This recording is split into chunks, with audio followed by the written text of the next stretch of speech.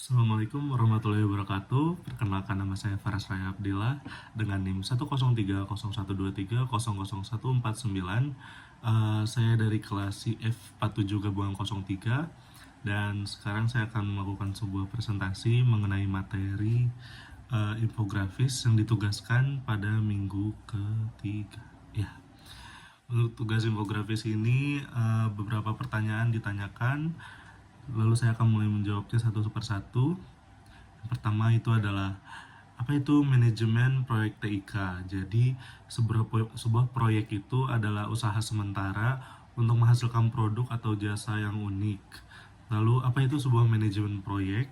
Yaitu sebuah penerapan pengetahuan, keterampilan, tools, dan teknik pada aktivitas proyek untuk mencapai sebuah tujuan yang bisa mencakup itu seperti skopnya, waktu, dan biaya yang diperlukan juga. Lalu dalam konteks TIK, proyek itu biasanya terhubung dengan fungsi bisnis atau sistem organisasi, di mana ini bersifat kompleks, sulit diukur skop dan change controlnya, serta sering melibatkan banyak stakeholder, di mana itu nanti akan ada investor yang akan ikut andil dalam pembuatan sebuah proyek TIK, begitu.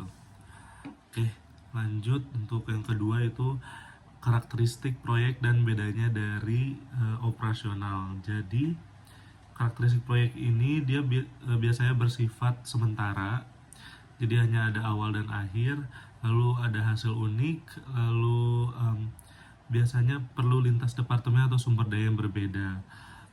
Lalu di sini juga penuh dengan ketidakpastian dan tidak rutin, membutuhkan perencanaan dan punya tujuan yang spesifik, dan biasanya sumber dayanya itu terbatas, begitu.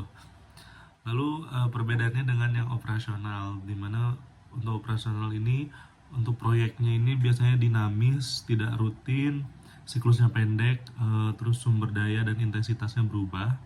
Lalu untuk operasional ini dia berulang, terus jangkanya panjang, dan intensitasnya stabil, terus kebutuhan sumber daya relatif biasanya konstan, seperti itu. Untuk nomor 3 itu ada jenis organisasi proyek.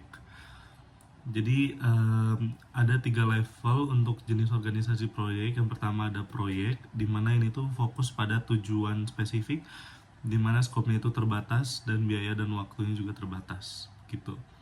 Lalu untuk program itu adalah sebuah kumpulan proyek yang dikelola bersama untuk manfaat lebih luas biasanya.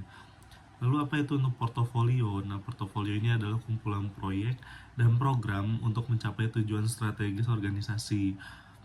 Biasanya jenis organisasi ini bisa berbentuk projectize, fungsional, atau matrix di literatur umum. Begitu.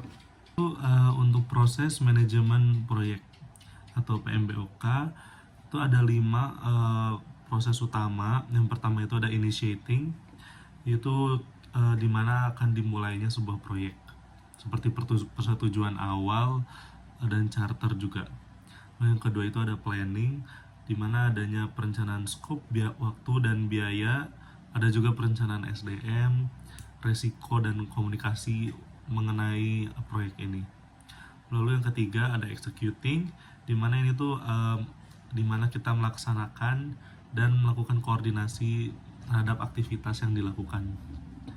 Lalu yang keempat ada controlling atau monitoring, di mana memantau progres dan mengendalikan perubahan juga.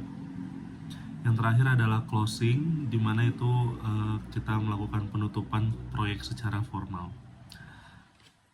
Oke, lanjut ke yang nomor 5, sertifikasi yang bisa diambil.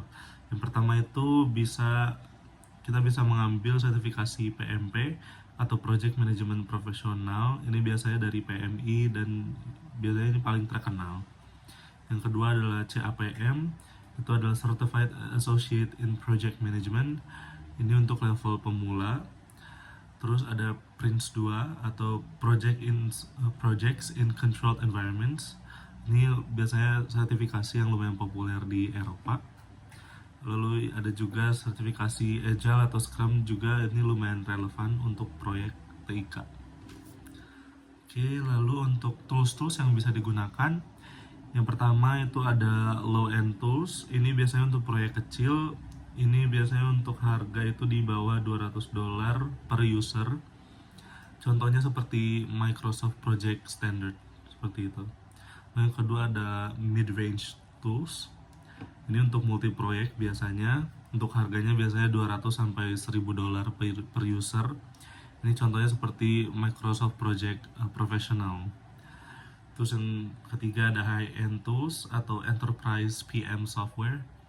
Ini biasanya untuk skala besar, multi-user, per usernya itu per user akan license sendiri. Dimana contohnya seperti Microsoft Enterprise Project Management. Lalu yang terakhir ada open source atau alternatif modern, itu ada Asana, Touplan, Trello, Jira, atau Monday.com. Biasanya seperti itu. Oke, dan yang terakhir untuk website atau sumber-sumber informasi proyek, dari slide presentasi saya menemukan ada seperti www.pmi.org, itu untuk Project Management Institute. Tapi juga mungkin ada beberapa sumber lain seperti PMBOK Guide, terus kayak projectmanagement.com, terus ada prince2.com, ada scrum.org, terus ada kayak Standish Group atau Asana Academy dan sebagainya. Oke, dan sekian untuk presentasi saya hari ini. Terima kasih, mohon maaf ya ada kesalahan. Wassalamualaikum warahmatullahi wabarakatuh.